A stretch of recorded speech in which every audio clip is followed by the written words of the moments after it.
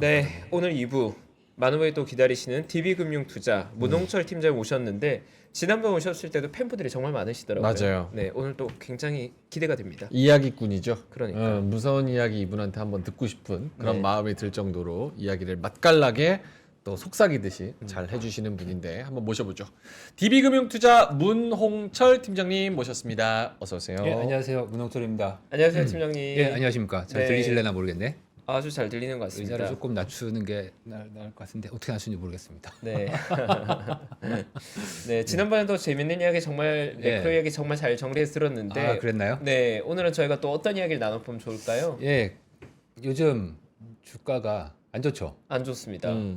갑자기 한국은 확실히 안 좋습니다. 미국도 뭐 연초에 좀 안 좋았어요. 음.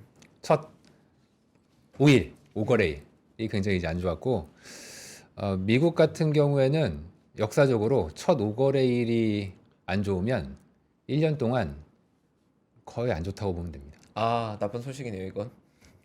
근데 그게 실질적으로 그러니까 인과관계적으로 뭐 아니죠. 그냥 로지컬리 계절성 그런 거는 없죠.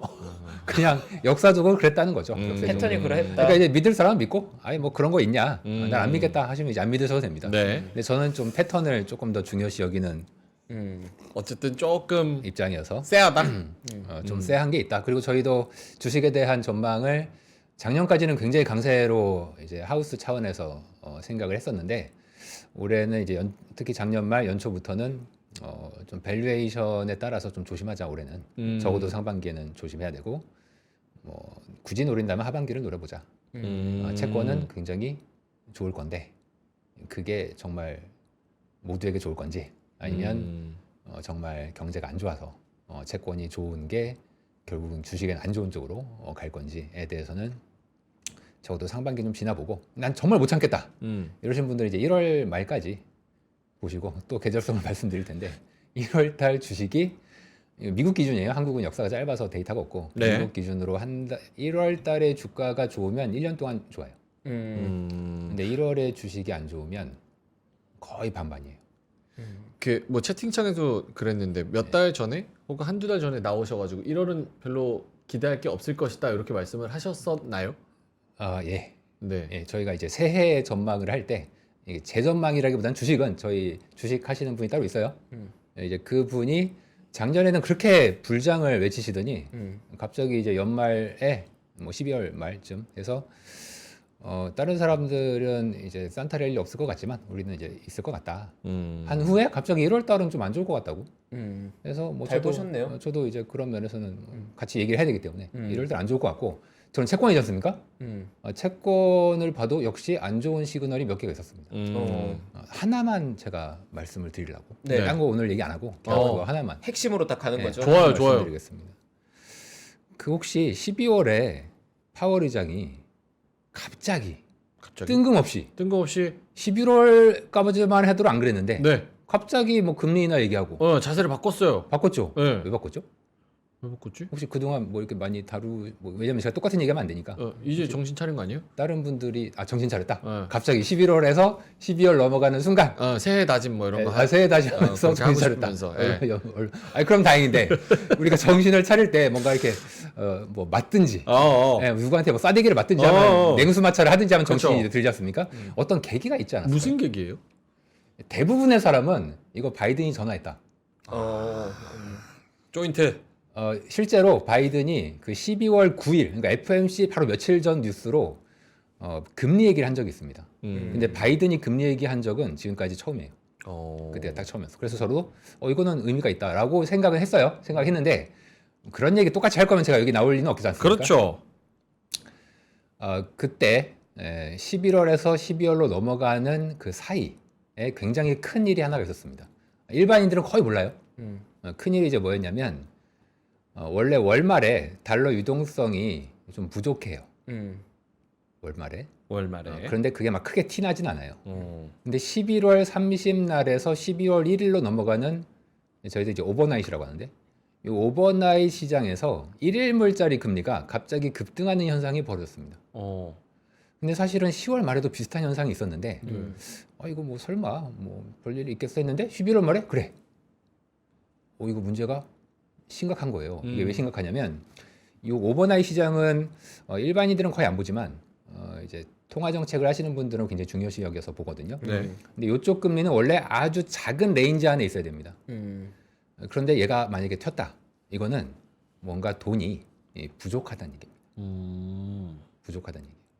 그러니까 그 마켓을 파월과 연준의 이제 공개 시장 조작이라고 하는데 요 담당자들이 보고서 뭔가 좀 이상하다. 단기 자금 시장에서 유동성이 말라가는 모습이 보인다. 그렇다면 우리가 미리, 그러니까 연준이 미리 완화적인 시그널을 줄 필요가 있다라는 차원에서 12월 FOMC의 태도가 변했다라고 저는 생각하고 있습니다. 실제로 원래 월말에 유동성이 부족하면 연말은 더 부족하겠죠. 그럼 12월 말에도 금리가 또 1일 물짜리 단기 금리가 급등하는 현상이 그때 벌어졌습니다. 그 이제 어느 정도로 벌어진 금리가 올랐냐면 지금 잠깐 화면 띄워주실 수 있을는지 모르겠습니다. 네. 지금 이제 7페이지에 있는 그림을 이제 보시면요. 레포 네. 스파이크 경제 시스템 자금 부족 반영. 예, 이 레포라는 게 이제 레포 금리, 1일물짜리 금리를 얘기합니다. 스파이크라는 거 이제 위로 튀었다라는 건데 원래 지금 노란색 가로줄로 있는 거 보이시나요? 네. 노란색. 요게 이제 기준금리예요. 기준금리. 저 기준금리와 레포 금리는 사실상 거의 같이 아주 좁은 틈만 있어야 돼요. 실제로는. 그런데 10월 말에 잠깐 튀었죠. 그리고 11월 말에도 금리가 꽤 레인지 위로 튀었습니다. 저것을 보고 아마 연준은 단기 달러 유동성이 좀 부족한 것 같다라는 생각을 하면서 말을 바꾼 것 같아요. 그리고 보시면 12월 30일자 보시면은 갑자기 튀죠. 더 많이 튀죠. 네. 저건 단기 시장에서 지금 뭔가 큰 일이 난 겁니다. 단기 달러 자금이 부족하면 이게 5만 군데에 다 영향을 미쳐요. 뭐 이제 대표적으로 3월 달에 은행이 망했죠. 지난 23년 3월에. 그것도 이 자금이 부족해서 나타난 현상으로 봐야 되고 멀리 갈 것도 없이 코로나 직전에 2019년에 연준이 금리 인하하고 양적 완화했던 거 아마 기억 안 나실 거예요. 그때 금리 인하 양적 완화했거든요. 그 근본원이 됐던 게 저 단기 레포 시장에서의 자금 부족이었습니다. 이걸 보아하니 저는 뭔가 심상치 않다. 이 단기 자금에서의 유동성의 양이랑 주식이 굉장히 관련성이 깊거든요. 근데 제가 지금 부족하다, 금리가 오른다는 얘기는 자금이 부족하다는 얘기죠. 부족하기 때문에 위험 자산이 조금 어려웠거나, 뭐 위험 자산은 사실 어떻게 보면은 사소한 일이고 경제 전체가 굉장히 크게 가라앉을 가능성이 이 단기 자금 시장에 있습니다. 한번 정리해 주시면 안 돼요? 조금 알아듣기 어려운 일반인 분들도 계실 것 같아가지고. 네. 그러니까 결론적으로는 예, 일일물 같은 초단기물은 원래 금리가 굉장히 안정적인데 네. 여기에서 변동성이 커진다는 건 네, 사실 굉장히 민감한 문제인데 그게 자꾸 발생하면서 우리가 뭔가 불안한 신호를 주고 있다는 거잖아요. 금리가 위로. 네, 위로 튀고 있다는 위로. 거니까. 그러니까 쉽게 얘기하면 돈이 없다는 얘기입니다. 그러니까 쇼티지가 나는 거죠. 돈이 쇼티지가 나는 게 그러니까 사람이 아프면 열이 나잖아요. 네. 마찬가지로 쇼티지가 나면 단기 금리가 오르게 돼 있어요. 그러니까 시장의 유동성, 달러라는 유동성이 네. 말라가고 있다라는 뜻인 거예요? 맞아요. 아. 왜 연초부터 다들 연준 금리 인하한다고 하는데 환율이 왜 이렇게 뛰죠? 다들 이유를 잘 모르겠어. 물론 뭐 지정학적 뭐 여러 가지 얘기하시는데 네, 맞아요. 그게 잘 이해가 안 되죠. 자, 이것 때문에 그렇습니다. 아. 달러가 부족하니까 당연히 달러가 비싸지죠. 환율이 올라야지. 아. 그러니까 달러 단기 유동성의 문제 때문에 그런 거고 파월 의장이 사실은 12월 FOMC에서 이걸 얘기했어. 네. 근데 아무도 얘기를 안 들었어요. 네, 아무도. 뭐라고 했는데요? 지금 화면 잠깐 보시면 물론 못 알아들을 만 하긴 해요. 아, 어려워서 네, 그냥 무슨 말인지 스킵했나 몰라. 보다. 읽어보면은 뭔 뜻인지 모르겠어. 어. 보시면은요. 영래포 고갈 시점 죄송합니다. 네. 영래포 고갈 시점이 오면 유동성이 긴축되는 시기가 온다. 그러면 또 지준이 빠르게 감소한다. 이게 유동성이 부족하다는 얘기예요. 다 네네. 똑같이. 네, 그래서 연준이 미리 완화적인 시그널을 줄 필요가 있었다는 게 사실 12월 FOMC에서의 핵심입니다. 아. 근데 기자들은 이 말을 안 믿고 어. 다 질문을 이거 바이든이 전화했냐? 아. 바이든 선거 도와주려고 이러는 거냐? 이 질문만 해대니까 이제 파월이 열이 받겠어요, 안 받겠어요? 아, 열 봤죠. 나는 설명 다 했는데. 그러니까 지금 제가 연준을 좀 변호해 주는 겁니다. 네. 아니, 파월은 이렇게 중요한 단기 시장에서의 변화가 있어서 미리 좀 돈 좀 풀어주려고 시그널링을 하건만 사람들이 이거 다 선거 때문에 완화시켜 주는 거라고 잘못 생각하고 있다. 오. 그러니까 파월 입장에서는 이 얘기를 제대로 해야 되는데 사람들이 얘기를 안 들어. 아. 그래서 지난주에 자기 부하를 한 명 네. 내보내서 네. 똑같은 얘기를 했습니다. 오. 그게 이 다음 페이지에 있는데 아, 부합니까? 예, 이 여성분이 그 로리 로건 댈러스 연준 총재이십니다. 이분이 파월 의장이랑 거의 똑같은 얘기했어요. 그러니까 연초부터 갑자기 이런 얘기.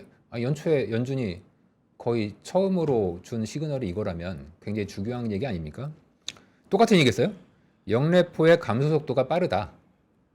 유동성 부족을 막으려면 네. QT 지금 양적 긴축하고 있죠. 네. 그 양적 긴축을 조기에 종료 즉 속도 조절을 해야 된다. 오. 이거 굉장히 중요한 얘기입니다. 음. 하지만 역시 언론에는 거의 나오지 않았습니다. 처음 들었어요. 왜냐면 무슨 얘기인지 잘 모르니까. 어. 그러니까 유동성이 마르고, 그러니까 좀 어렵게 얘기했어요. 뭐 영래포 지준이라고 있는데 그거 굳이 기억 안 하셔도 돼요. 네.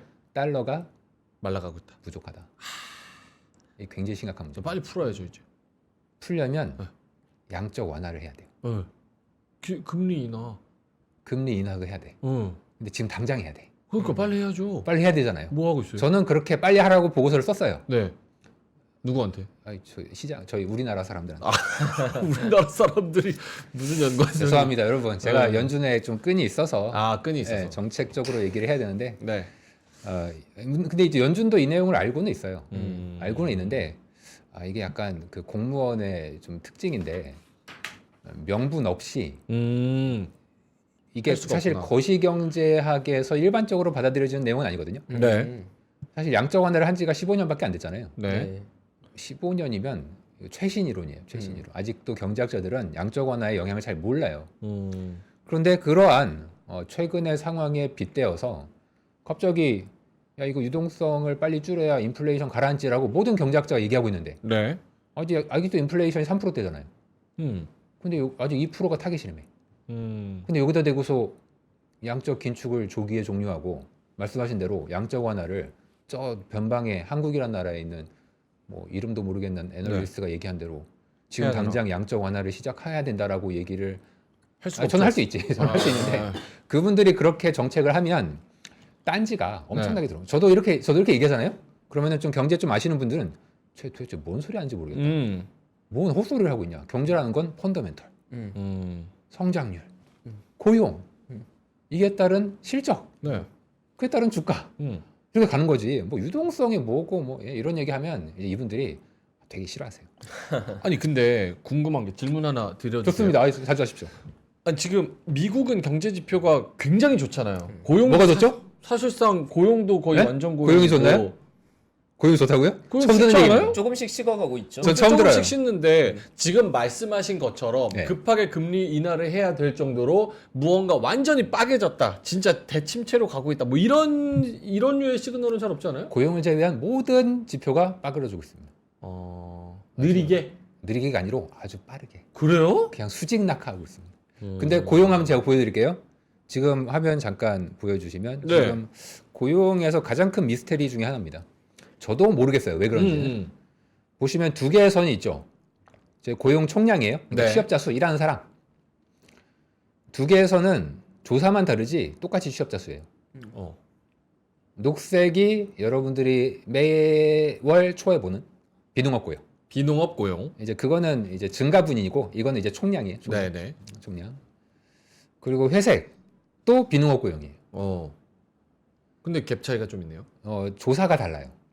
녹색은 기업들한테 페이롤 데이터를 달라고 해서 기업이 나중에 붙여주면 이제 그걸 수집해서 녹색을 만들어요. 회색은 뭐냐면 설문조사원이 각 가정에 설문지를 보내.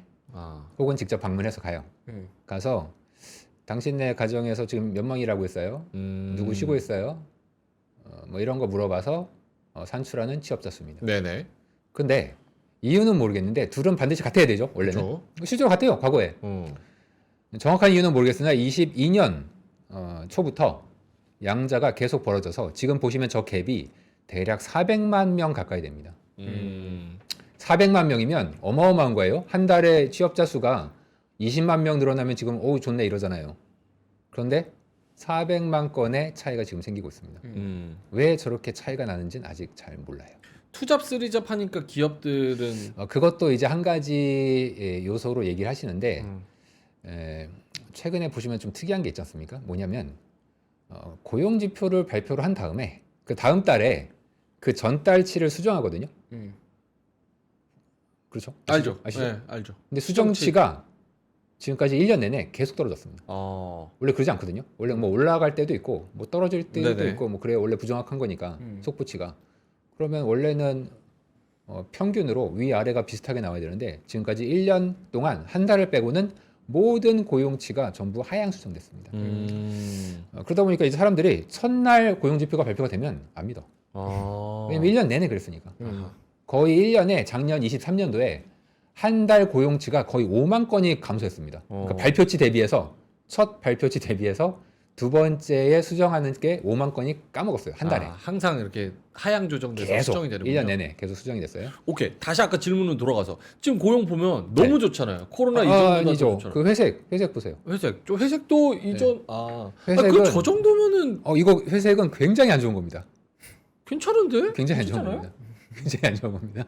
안 좋아요? 지금 이게 억건이어서 그래요. 억건. 지금 축이 억건인데 고용이 한 지금 제가 400만 건의 차이가 난다고 그랬죠. 네. 저들이 1000만 건이 마이너스가 나잖아요. 응. 그냥 대침체입니다.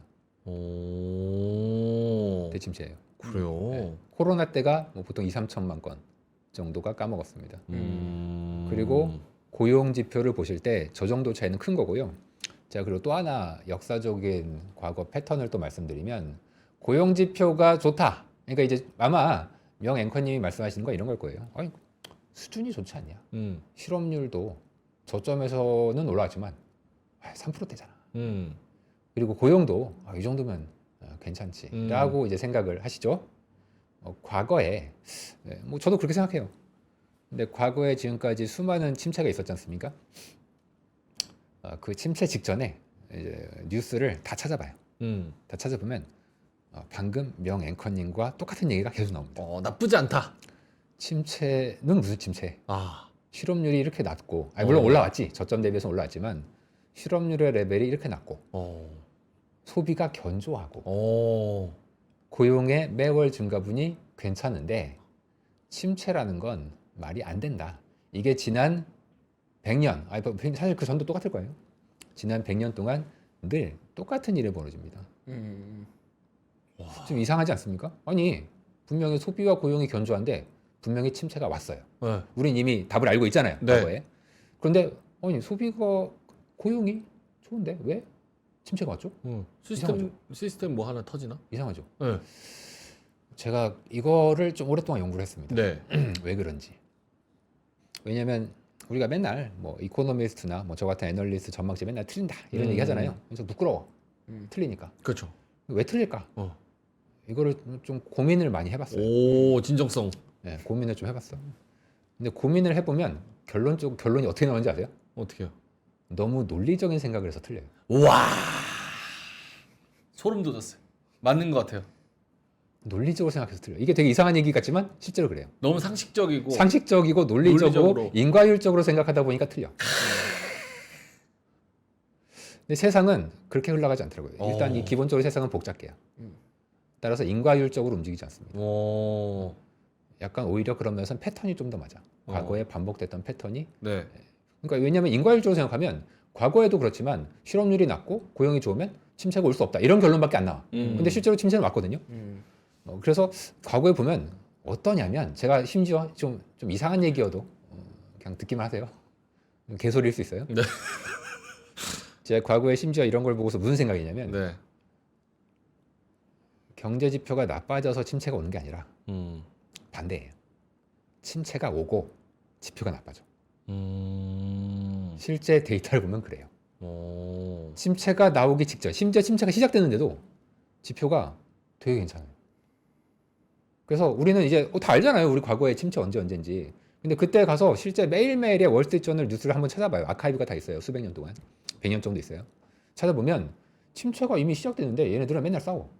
침체네 아니네 혹은 경기 고용이 좋네 나쁘네 싸우는데 사실 그게 다 지금 보면은 의미가 없는 얘기였다는 겁니다. 음. 그리고 의외로 사람들이 침체를 막 생각할 때는 안 오고 그렇다가 진짜 안 오나 보네 하고 이제 꺾잖아요. 그때 와. 그래서 사람들은 이제 시그널을 찾아요. 우리가 미래의 경제를 예측할 수 있는 어떤 침체의 사전 지표가 뭐가 있을까? 네. 라고 찾아보면 이제 몇 가지가 있는데 그 중에 하나가 실업률이 여기 실업률 나와요. 제가 실업률 수준이 중요하잖아요. 저점에서 아주 미세하게 올라오면 조심해야 돼요. 저점에서 아주 미세하게 올라오면? 네, 올라오면 조심해야 돼요. 왜요? 그 과거의 실업률의 빈도를 저희가 체크를 해보면 뭐 그때 사이클상 뭐 실업률 올라가고 하고 쭉 떨어지다가 갑자기 쭉 올라가고 이제 쭉 떨어지다가 뭐 당연히 이런 패턴이겠죠. 네. 그러면 요 저점 있죠. 각 사이클에서의 저점 고점을 네. 이제 다 가로축에다가 이제 그려놓고 실업률이 어디에 분포하는지를 이렇게 쭉 찍어봐요. 네네네. 그럼 보통 그 사이클의 낮은 점에 많이 모여 있어. 아. 점들이. 그리고 높은 점도 있겠죠. 왜냐면 한번 급등했을 테니까. 그렇죠. 그럼 높은 점 있어. 중요한 건 중간이 없어요. 어. 실업률이 중간이 없어. 음. 그러니까 늘 낮은 상태로 있다가 중간이 없고 그냥 급등해요. 아, 뭐 하나 터지는구나. 이게 터져서 그런 건지 인간의 속성이 그런 건지는 모르겠으나 과거의 패턴이 그렇습니다. 근데 이거는 사실 기업 담당자들도 그렇게 해요. 왜 그러냐면 우리가 얼핏 생각할 때 CEO가 아니 회사 사정이 뭐 좀 매출도 이상하고 장사가 좀 안 돼. 이러면 고용을 좀 미리 줄일 것 같죠.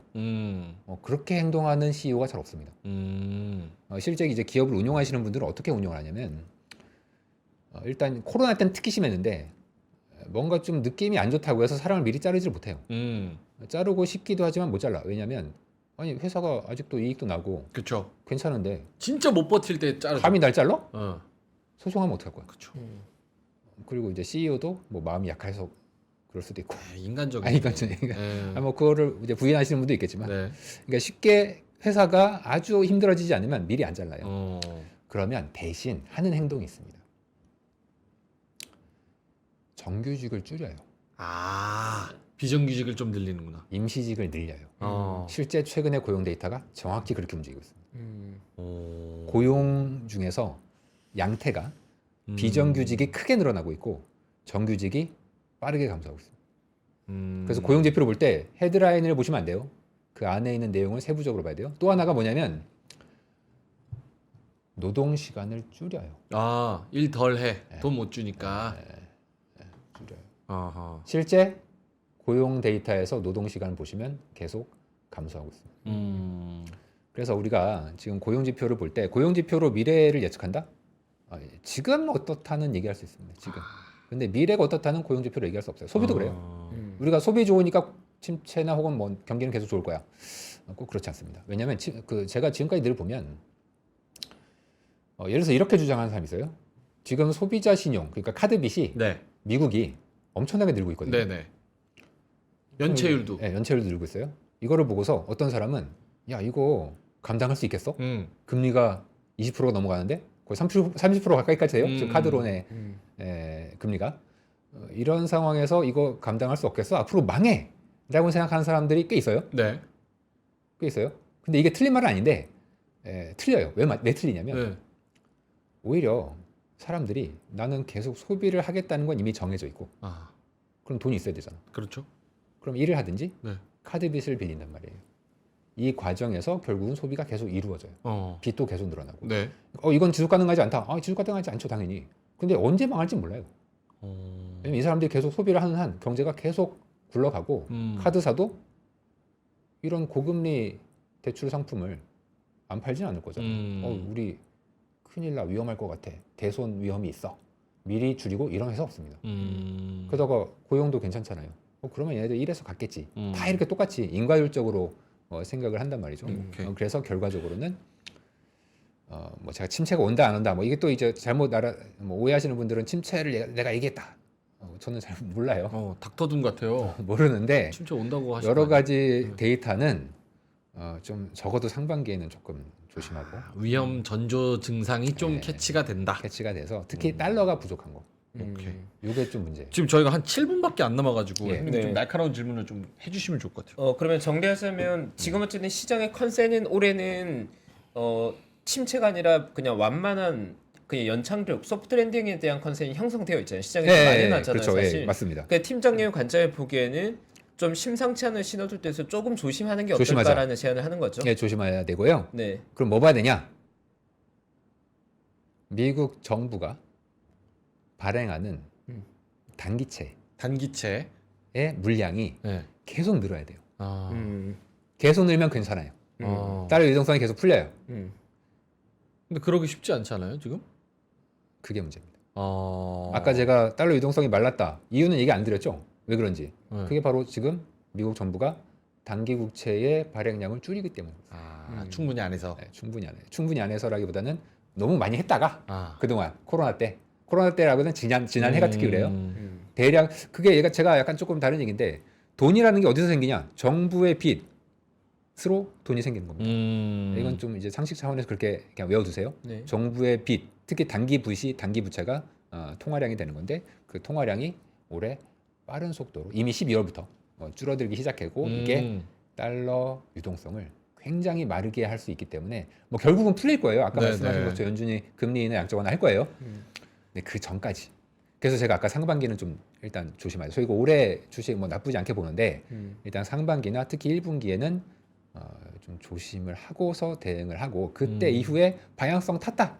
연준이 금리 실제 내린다. 혹은 뭐 거의 다 내렸다. 이때 들어가도 뭐 저는 늦지 않을 것 같다.